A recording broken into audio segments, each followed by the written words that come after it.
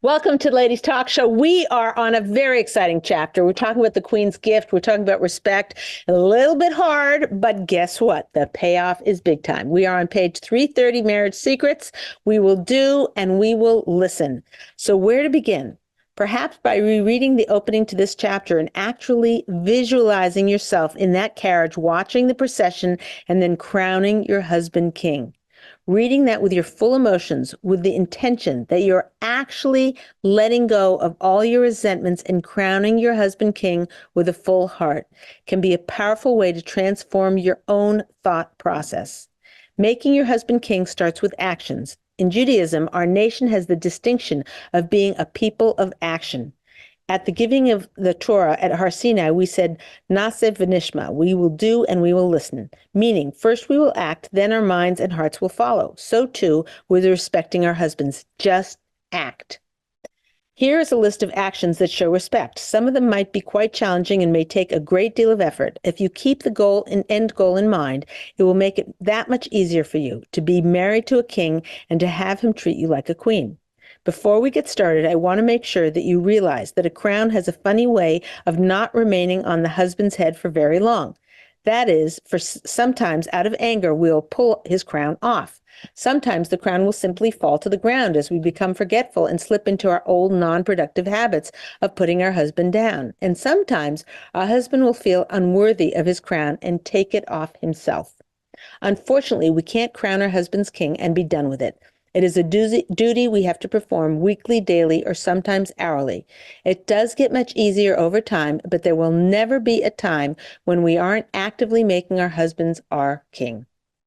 As with most valuable matters in life, without our work in this area, things will revert to old habits and patterns of behavior.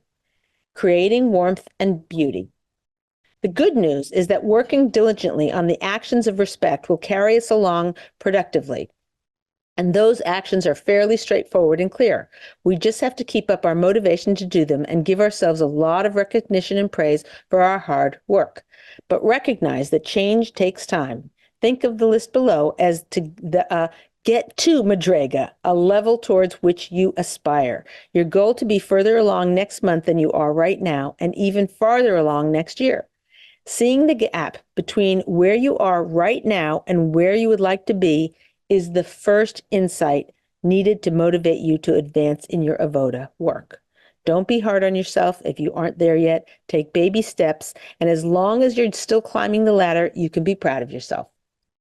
Taken out of context, the following steps can seem like we're trying to act like a 1950s housewife. I can just hear the rush of political correct tsunami coming to get me. If I were encouraging you to take these actions so that you could become a subservient and obedient automaton, born only to serve, that would be one thing. But I'm giving you these respect lessons so that you can get a husband who treats you like royalty. These lessons will create a warmth and beauty in your home that you may only dream about at this point. And besides producing an atmosphere that helps children to excel, it will build a closeness in your marriage that is more precious than gold. Just try these actions on the tiniest of scales, and you'll witness with your own eyes how effective they are at drawing your husband close to you. Again, we may not understand how Chazal's secrets affect our world. We just know that they do. Practical respect. So here are some practical aspects of respect that show our husband that we have crowned them king and that we respect them fully. Remember that respect is not a feeling. It is always an action. Number one, never interrupt your husband's Devar Torah at Shabbos. When your husband is giving a Devar Torah, there are only two things you should be doing: listening to your husband or evacuating the house because it's on fire. No other excuse is good enough. Always sit upright and look at your husband. It will certainly make you feel queenly, and your husband will relish the attention. Do not clear the table. Do not speak to anyone, even a needy child, if you can help it. There is no greater way to teach respect than to show respect. Try not to shift your gaze from your husband's face or from his general direction. So many women complain because they want their husband to learn more Torah, and then they wander off or talk while he's sharing his Torah knowledge. The single most important person at the table listening is you. Listening to your husband is crowning him king. Number two, never contradict your husband in public, not even one time. You cannot afford to make this mistake even once. Contradicting him chips away at his ego. If you make this mistake, you need to do tshuva.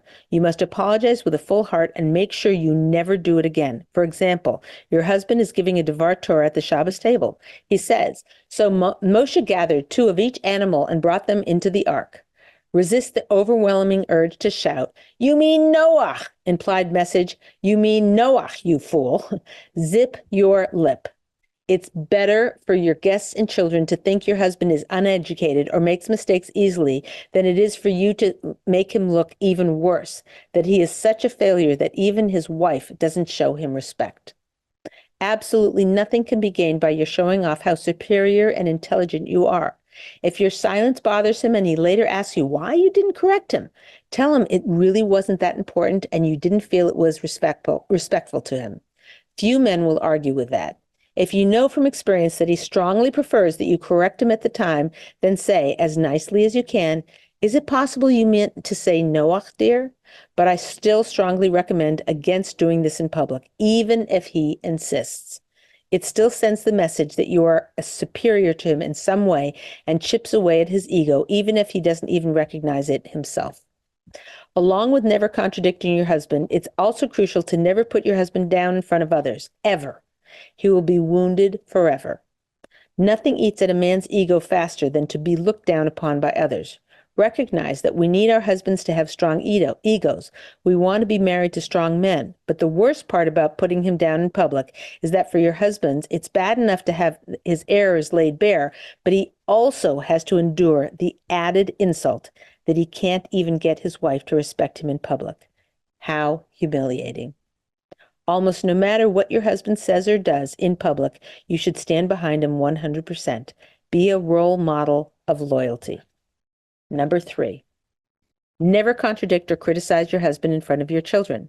If you belittle or denigrate your husband with your children watching, you're undermining your greatest asset and sabotaging your partner in raising them. By putting their father down, you will lower the children's opinion of him. Then, when he tries to discipline them, they will not heed his words.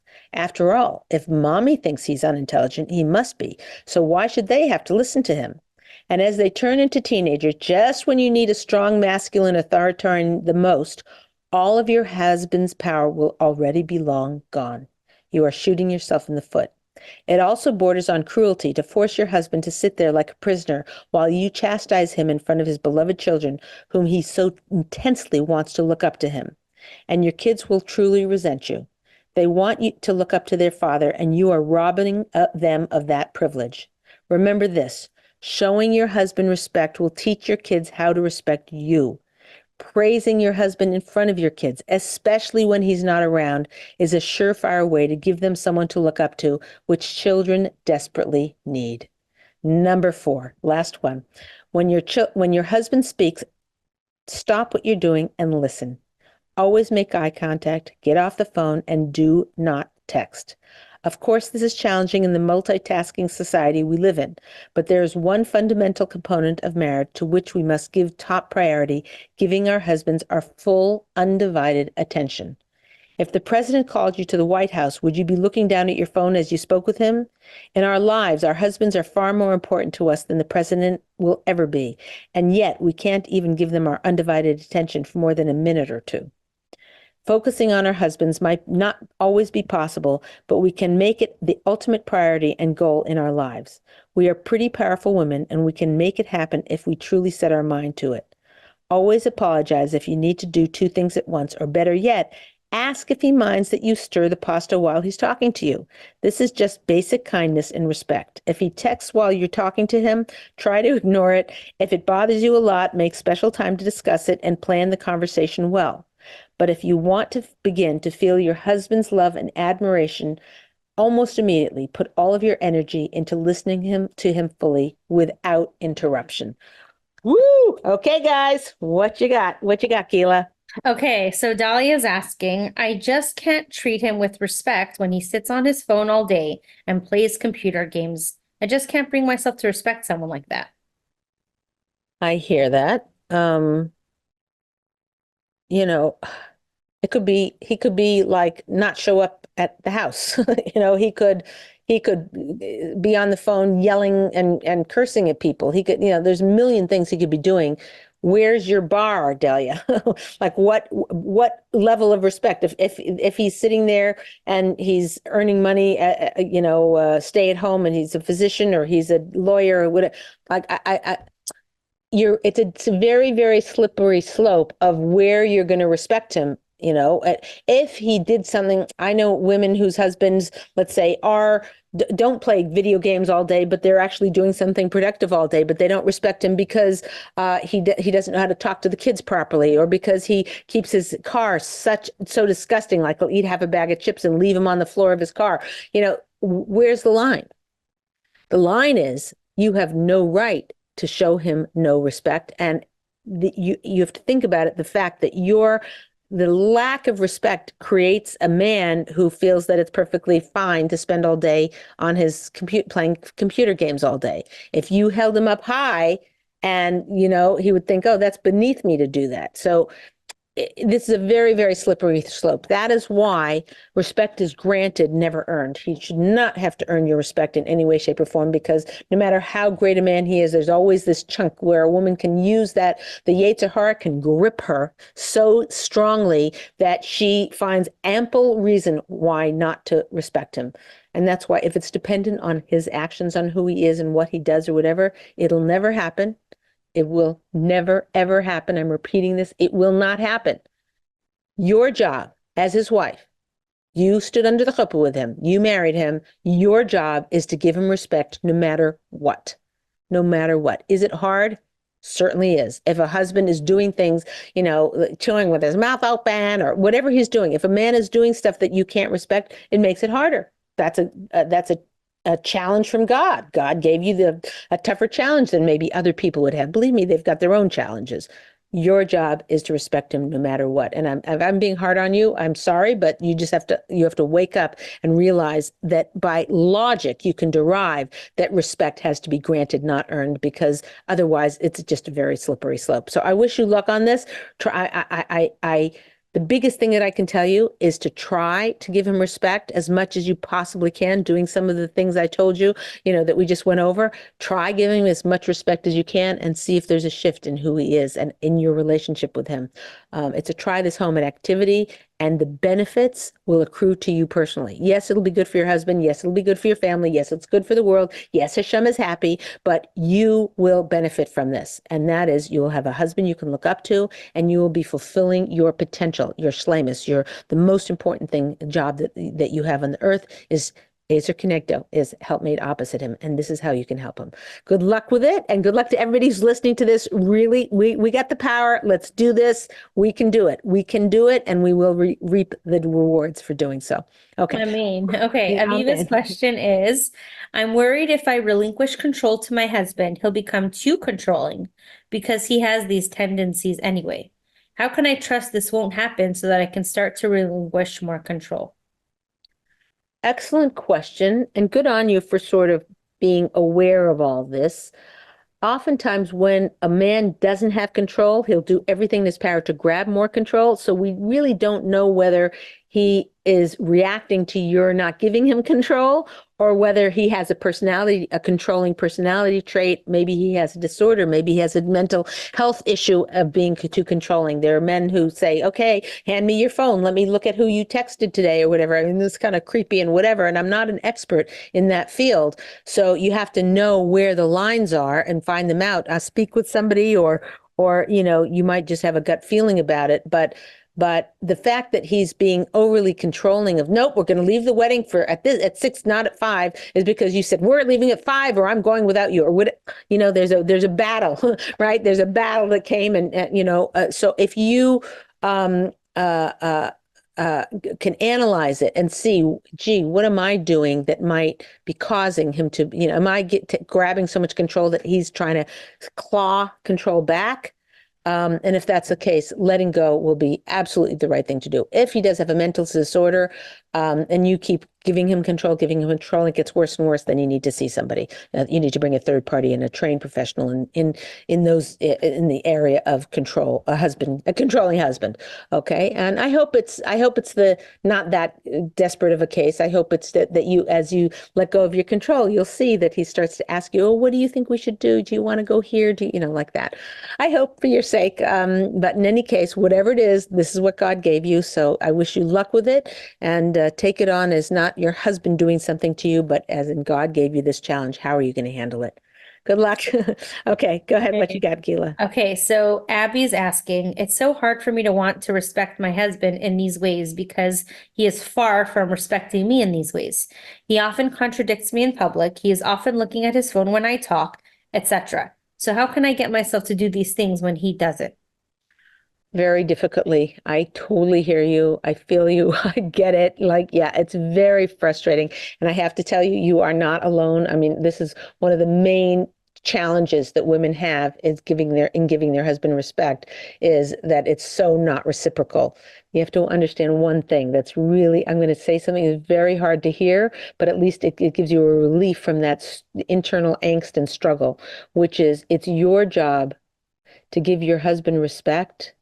That's your job. He's your Nezer Kenegdo. It's your job to give him respect. What he does is up to him, is his business. Is he mandated by the Torah to give you respect? Absolutely. His man is supposed to respect his wife more than he respects himself. So I totally hear that. Okay. That's not your job. Your job is to do your half or your 100% to fulfill your avoda, the work that you are meant to do, which is to give him respect, irregardless of how he behaves or what he does. It's unconditional. It's, you're just pouring on him. Now, is it true that if you pour respect on him, slowly but surely it'll chip away in 3 months and 6 months and a year later, he wouldn't think of the texting on the phone while he's talking to you unless it was urgent? Yes, it will trickle down, God willing. Hopefully, in a normal situation, unless he's really blinded to your needs, which I hope he isn't. And if he is, you might need to go into therapy together or have deep talks with him about you're feeling like he's not listening to you or not meeting your needs. That's a whole other separate issue.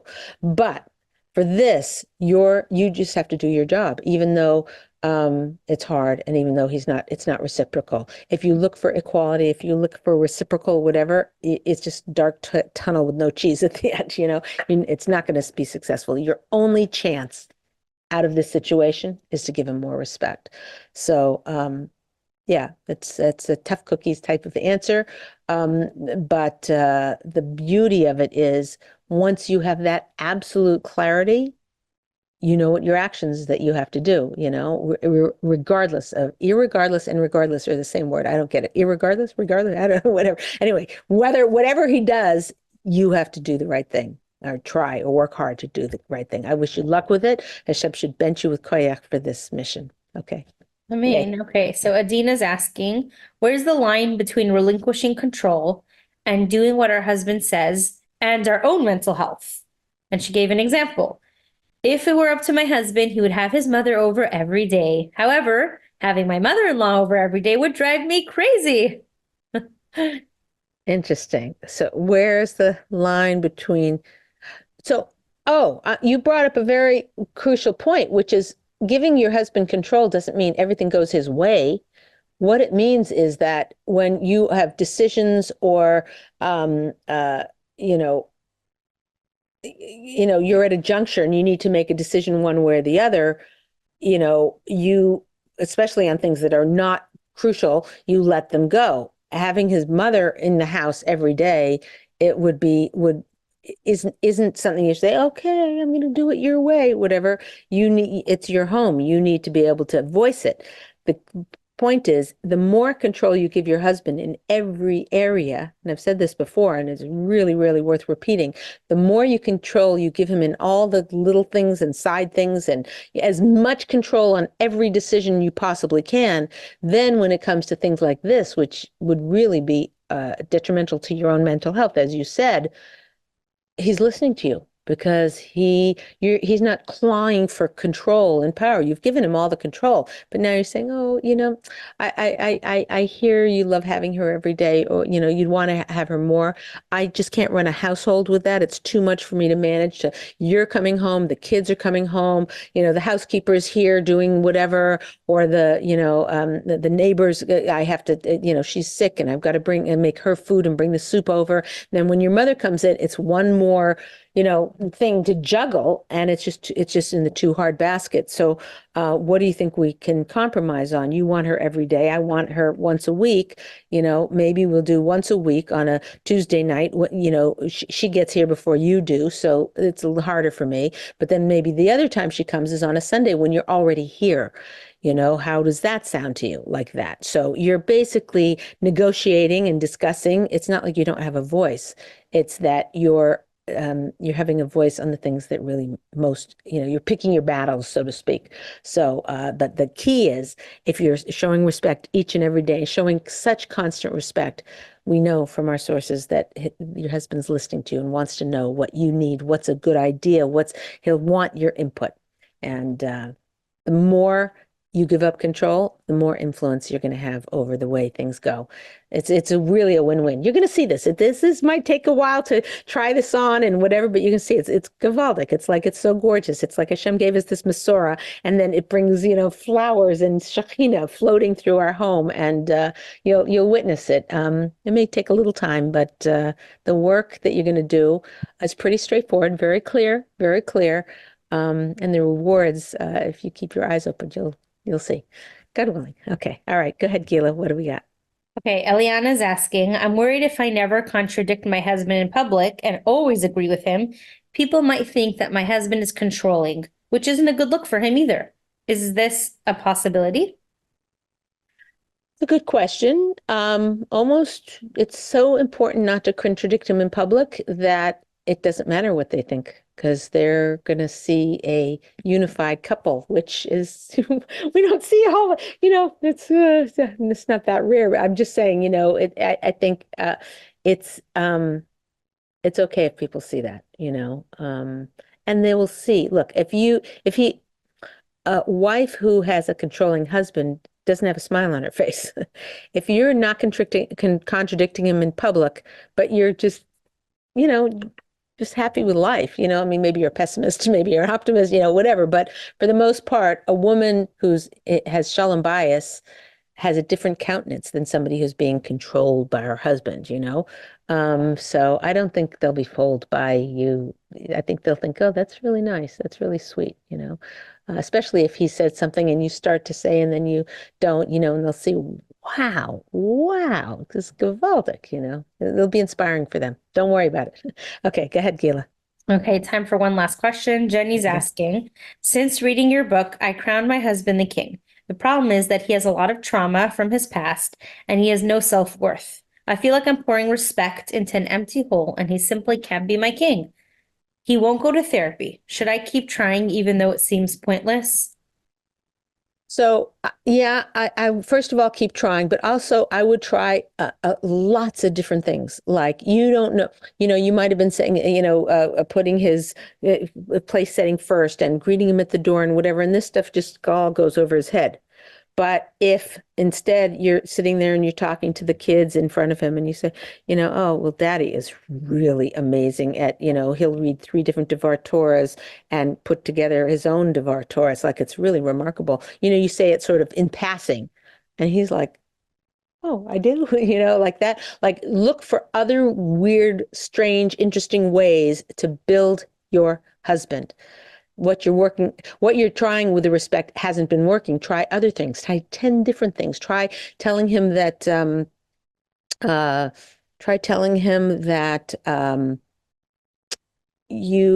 since the day you were born, you never met somebody who was as patient with kids as he is. I mean, it's got to have a variance of truth. You can't pick stuff up from nowhere. But looking, or looking and trying. Try every different thing. You will find a key. There is a key to your husband having self-respect from you. Okay. What you've tried, you think it's a bottomless pit. You just haven't tried the right tricks and techniques. You just need to keep varying them out, trying. And it could be that because he has a low self-esteem, you tried these 5 things one day and the next day you tried 5 things. Maybe in one day he needs 20 things. So you need to do morning. You wake up in the morning. Wow, I love how you jumped right out of bed. Oh, yeah, you brush your teeth very quickly. I'm making up these kind of silly things, and he think like, "What is where's my wife?" Yeah, whatever. But I'm just saying, it could be the quantity isn't big enough, but there is a key to your husband's heart, and your job is to find it. And I wish you luck with it. Just try lots and lots of different things. And next week on the show, we're going to be giving more tips and techniques and actual strategies for how to show more respect. So stay tuned. Everybody, thank you so much for being with us. Oh, let me give you homework one time this week.